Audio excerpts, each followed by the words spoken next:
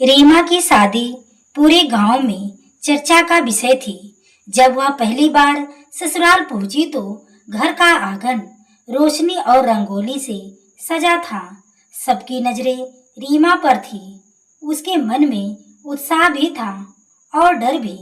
रीमा ने धीरे से मन में कहा, अब यही मेरा घर है। ना जाने कैसा व्यवहार मिलेगा। ससुराल का माहौल परंपराओं से भरा हुआ था। सास थोड़ी सख्त स्वभाव की और अनुशासन प्रिय थी। ननद सविता अभी अविवाहित थी और कुछ दिन के लिए मायके में रह रही थी। रीमा के लिए सब नया था। लोग रीति रिवाज और जिम्मेदारियां। शादी के अगले दिन रीमा बहुत सुबह उठ गई। घबराते हुए रसोई में पहुंची और पूरे मन से खाना बनाने लगी। उत्साह में दाल में नमक ज्यादा पड़ गया। जब खाना परोसा गया, सास ने गुस्से से कहा, इतना साधारण काम भी नहीं आता। यह घर कोई मायका नहीं है जहाँ गलती बर्दाश्त हो। रीमा के आंसू छलकने लगे। सविता ने तुरंत स्थिति संभाली। हंसते हुए, माँ, आप भूल गई। मैंने तो एक बार चाय में चीनी की जगह नमक डाल दिया था। भाभी तो अच्छा ही बना रही हैं, बस थोड़ी सी चूक हो गई। माहौल हल्का हो गया और रीमा के चेहरे पर मुस्कान लौट आई। रीमा ने सोचा, शुक्र है इस घर में कोई तो है जो मुझे समझता है। ननद नहीं, या तो मेरी बहन जैसी लगती है। दिन बीतते गए। रीमा पर धीरे धीरे हर काम की जिम्मेदारी डाल दी गई। सुबह से रात तक वह बिना रुके काम करती। थकान से चूर होकर वह अकेले में सोचती, क्या यही विवाह का अर्थ है? मेरी मेहनत कोई क्यों नहीं देखता? सविता ने उसकी थकान को महसूस किया। भाभी, आप सब अकेले क्यों करती हैं? काम बांट लेते हैं, घर सबका है। रीमा की आंखें नम हो गई। घर में पहला बड़ा त्योहार आने वाला था। सास ने साफ कह दिया, इस बार पूरा काम रीमा ही करेगी। अब तो इसे सीख जाना चाहिए। रीमा घबरा गई। रीमा सोचती रही, इतना बड़ा काम अकेले कैसे करूंगी? अगर कोई गलती हो गई तो सब मुझे दोष देंगे। उसकी आंखों से आंसू बहने लगे। रात को सविता चुपचाप रीमा के कमरे में आई और बोली, भाभी, आप चिंता मत करिए। मैं सुबह से आपके साथ रहूंगी। माँ को पता भी नहीं चलेगा। रीमा चौंक कर बोली, दीदी, अगर माँ को पता चल गया तो?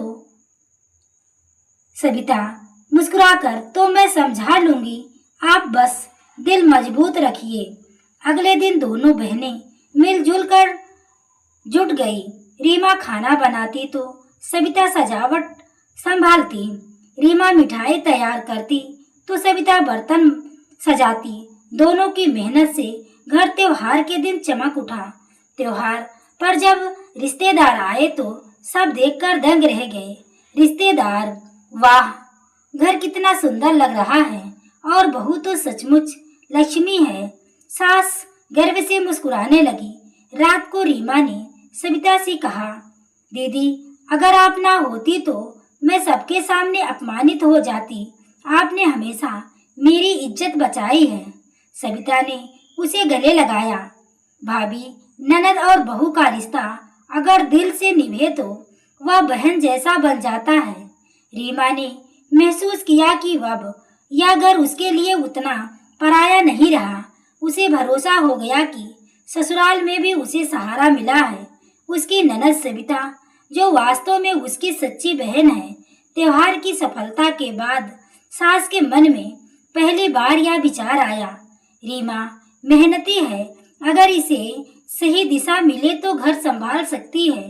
हालांकि सास ने खुलकर कुछ नहीं कहा, पर उनके व्यवहार में थोड़ा नरमी आने लगी।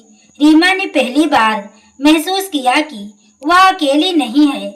उसने मन ही मन ठान लिया, अब मैं इस घर को अपनाकर ही रहूंगी, चाहे मेहनत कितनी भी क्यों ना करनी पड़े। कुछ दिन बाद ससुर की तबीयत बिगड़ गई। पूरे घर में अफरा तफरा मच गई। रीमा रात दिन उनकी सेवा करने लगी। दवा देना, खाना खिलाना और पैर दबाना, वह हर काम पूरे मन से करती रही। सविता ने भी हर पल भाभी का साथ दिया। सविता, भाभी आप अकेली थक जाएंगी, मैं भी आपके साथ हूँ। दोनों बहनें मिलजुल कर ससुर की देखभाल करती और घर का बाकी काम भी संभालती। सास दूर से यह सब देखती रही। उन्हें महसूस हुआ कि रीमा केवल बहू नहीं बल्कि परिवार की असली धुरी है। रात को सास ने अकेले में सोचा, रीमा सचमुच इस घर की लक्ष्मी है। मैंने इसे गलत समझा। कुछ दिन बाद घर में एक बड़ा पारिवारिक आयोजन हुआ। इस बार सास ने पहली बार कहा, रीमा, इस बार पूरे कार्यक्रम की जिम्मेदारी तुम्हें संभालनी है। रीमा चौंक गई, लेकिन सविता ने हौसला दिया, भाभी, यह आपका अवसर है। मैं हर कदम पर आपके साथ हूँ। रीमा ने पूरे मन से तैयारी शुरू की। घर सजाना, मेहमानों की सूची बनाना, खाने का इंतजाम करना, हर काम वह योजनाबद्ध तरीके से करती। सविता हर जगह उसका हाथ बटाती।